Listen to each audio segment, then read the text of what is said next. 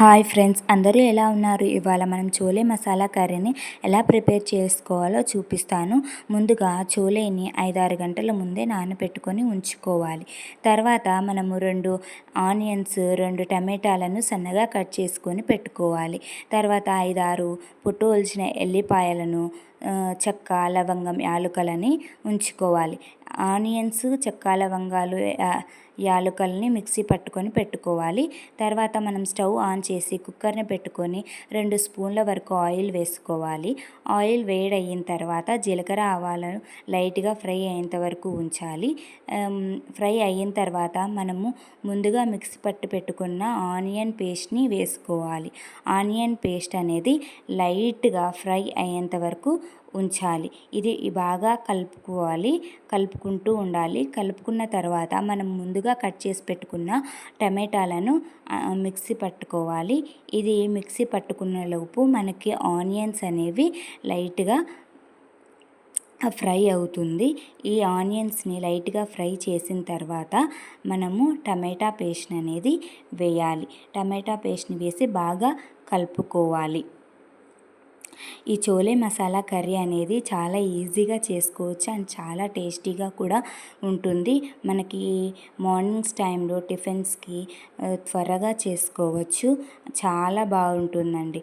చపాతీలోకి అయితే చాలా టేస్టీగా ఉంటుంది. తర్వాత టమాటా పేస్ట్ అనేది బాగా ఫ్రై అయిన తర్వాత పైన ఆయిల్ వచ్చేంత వరకు ఉంచాలి.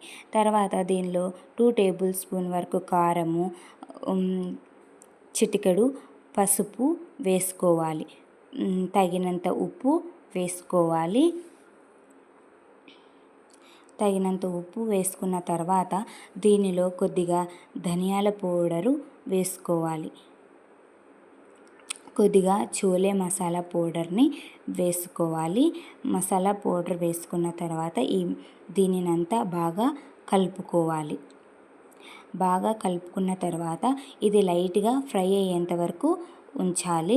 దీన్ని కలుపుతూ ఉండాలి, లేకపోతే కింద మాడుతుంది. ఇది లైట్గా ఫ్రై అయిన తర్వాత మనం ముందుగా నానబెట్టుకొని ఉంచుకున్న చోలేని దీంట్లో యాడ్ చేసుకోవాలి. చోలే మొత్తం యాడ్ చేసుకొని ఈ మిశ్రమాన్ని బాగా కలుపుకోవాలి. బాగా కలిపి ఒక 10 నిమిషాల పాటు మూత పెట్టుకొని ఉంచుకోవాలి. అప్పుడు మనకి చోలేకి మసాలా అనేది బాగా పట్టుకుంటుంది. 10 నిమిషాల తర్వాత చూడండి, చోలేకి మసాలా అంతా బాగా పట్టేసుకుంది కదా.